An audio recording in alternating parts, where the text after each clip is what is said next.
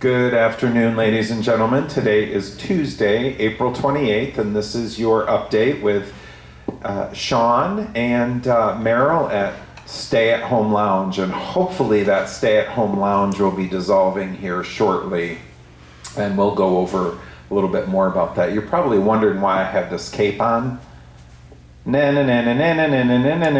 Batman!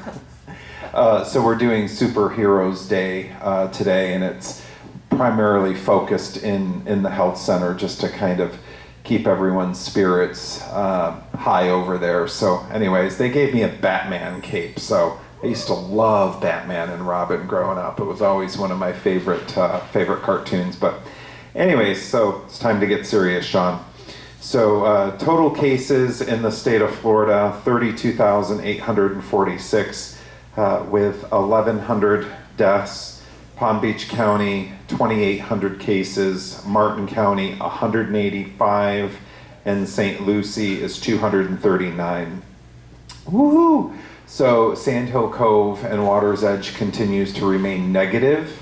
I'm not sure if you have seen if you go to the Florida Department of Health, and there is a link there that you can click on, and you can view all of the nursing homes and assisted livings in the entire state of Florida that are positive. So those do get updated frequently, and I'm so happy to report that we continue to remain negative with no positive cases in either employees or residents. So the big thing that's on your mind is probably opening up America again, and then how does that translate to opening up Sand Hill Cove again? So wanted to spend with you a little bit of time on that and give you a couple of my thoughts. And my thoughts are really being generated from watching the update from Governor DeSantis on Sunday, April 26th. So if you did not have the opportunity to see that, I'm going to just kind of give you a couple of his highlights. He remarked on the cases in Florida and the positivity rate. And what he said is that he's focusing on the positivity rate and how the increase has, how the percentage of positive cases in testing have come down from 9% to 4 to 5%. So that is the good news. So positive cases are declining. Spend a little bit of time on nursing homes. He talked about nursing homes and how we had actually implemented the restricting the visitation back on March 12th. I believe that's when we actually went into lockdown in the nursing home. So on March 12th. And what he's indicated is that is reflected in our numbers. Florida nursing homes are the lowest, with only 1.2 cases per every 100,000. So for instance, New Jersey is coming in at 23 positive cases per 100,000. New York is coming in at 18 per 100,000. And Connecticut's coming in at 10.5 per 100,000. So overall, Florida nursing homes are doing well. And, I'm happy to report, as I stated earlier, that our nursing home and assisted living continues to remain negative, and we would like to keep it that way. So despite what we do on the independent living side, we may have to continue to carve out assisted living and Water's Edge with the restrictions in visitation, but we'll determine that as we move forward here. So a couple of other things he talked about: the antibody testing. He talked about the labs. He also referenced the National Guard strike teams moving into skilled nursing facilities. And what I can tell you about this is, this is a moving target. About 3 weeks ago, I had shared with you that they announced that they were going to be sending the National Guard to test employees and residents, and that it was going to be voluntary. So what I can tell you with that is that communities that do not have any positive tests, I think they are really lowest on the totem pole as far as being tested. So they're really just focusing in on those communities that have positive tests. So, will they ever come to us? I don't know. I do know that we have a very good relationship with our local Department of Health, and as I've stated previously, any resident, any employee who is displaying flu-like symptoms, we have to report that, and then the Department of Health does come out and test our residents and employees. One of our challenges, and it's not really a challenge, but it's just something for us to maneuver through, is we do have some staff that do work in other nursing homes and other settings where there are positive cases. So we continue to monitor that, and we continue to screen our employees. In fact, we're going to be updating our employee screening form and our visitor screening form because there are some new guidelines regarding what the signs and symptoms should include. For instance, and this is not new, but this is just the recommendation at this point, which includes sudden loss of smell and taste. They've been talking about that for some time, but there's just been some recent updates and recommendations. So we're going to be updating our visitation screening forms and our employee screening forms. There's about 6 or 7 other items that will be added to the employee screening form. So with that, let's see here. What else did he? Governor's decision to open up. He stated that it will be methodical, planned, it will be completed in phases, and it will be data-driven. And, the data-driven really relates to how many positive cases versus, how many people are being tested, what the positive cases are. And then they're also going to be looking at the local data. So we're sitting pretty good here in Martin County with only 185 cases, but we are sandwiched in between Palm Beach County and then Port St. Lucie or St. Lucie County, which has over 200. And then, of course, Palm Beach County has over 2,000. So, all of that will help us make the determining factor or decision as to when to open up. So Governor DeSantis, did this go out? Hold on. Oh, it's back. Governor DeSantis also has created a task force, and there are just multiple people that are on that task force. This keeps going in and out. I'm not sure. Hopefully you can still hear me. There are multiple people that sit on Governor DeSantis's task force, and I'm happy to report that we belong to an organization called Leading Age, and Leading Age represents senior living organizations in the state of Florida.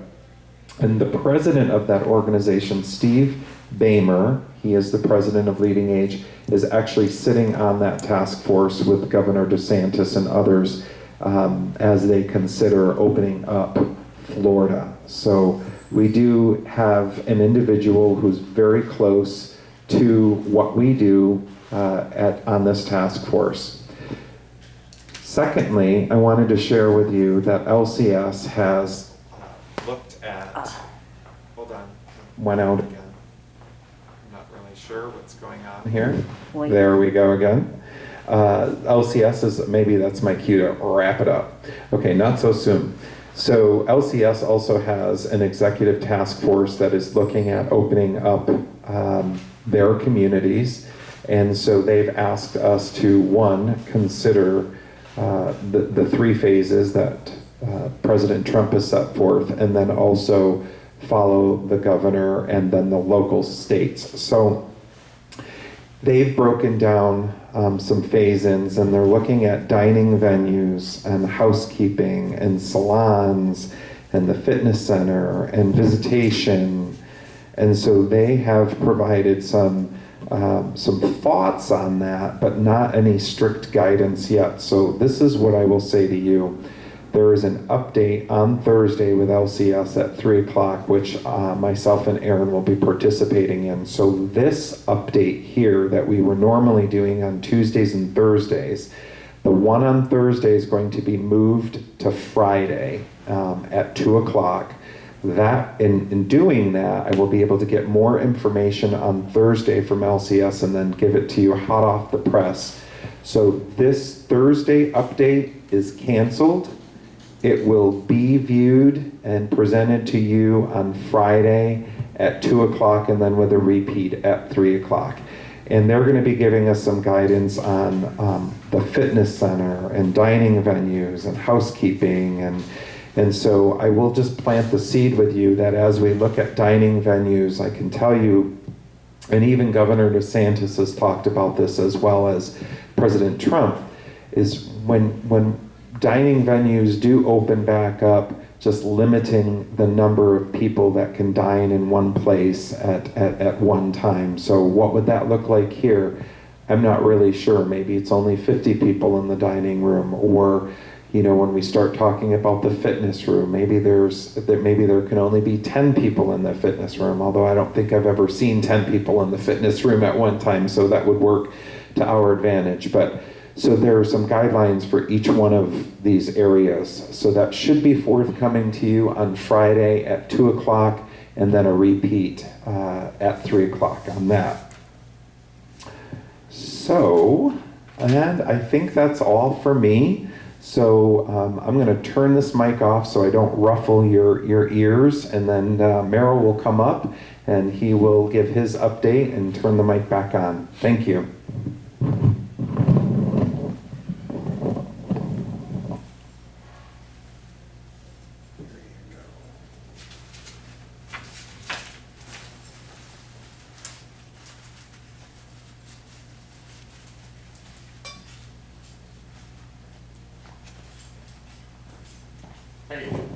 Okay, we're live. I just have a few things to talk about. One thing I'd like to talk about up front is in connection with the moving forward that Sean was just talking about. I want to assure everybody that the Residents' Council is going to represent all of the residents, and we've been asked by Sean to input thoughts about the opening up that's coming. So we said we would do that for every big decision that's going to be made in the future with LCS, and we're going to be right there, and we've already started submitting. I formed a subcommittee last week at our meeting, and we've already started submitting some ideas. So rest assured that we are considering everything that the residents would like to have happen. That doesn't mean it's all going to happen. It just means that they will have a chance, we have a chance to put our 2 cents in to make sure that's included in the decisions that are made by Sean and LCS on moving forward. In addition to that, I have just a couple of other things. One, a little update on the Reach Out program that we talked about last week. That is underway now, and people can expect that some people are going to get phone calls to check on them, to see how they're doing. We don't want anybody to be left out in this and feel isolated or alone. So that program is underway, thanks to Barbara Foltz. Okay, number 2, somebody came to me, a resident came to me and said, it would be great.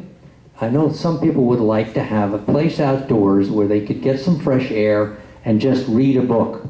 And it's very hard to find that, because if you go to some areas such as the pool area, what happens is people tend to be sitting around and gabbing a lot. So it's difficult to read under those circumstances. So we are looking into putting some chairs out on the terrace adjacent to the dining room, and if we can work that out with the proper spacing and everything, that will become a quiet zone.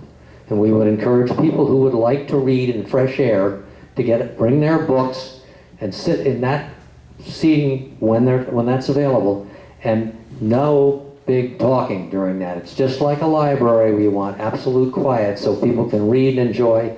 If you don't want to read, you can look at birds, you can look at the wonderful river out in front of us and everything, but that's a quiet zone, and that's what that's for, okay?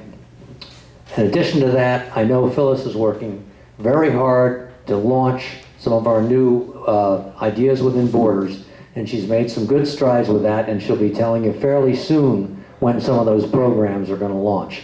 And lastly, just a word of advice that I heard, some people apparently, when they get black styrofoam containers as opposed to white styrofoam containers, don't treat them the same way. They don't put them in the garbage where they're supposed to go. So just bear in mind, whether it's a black styrofoam container or a white styrofoam container, please put it in a garbage bag and seal it before you throw it into the trash bin. And with that, we will now see you on Friday with some real news, thanks to the meeting that's taking place Thursday. That's it from the Stay at Home Lounge. Bye.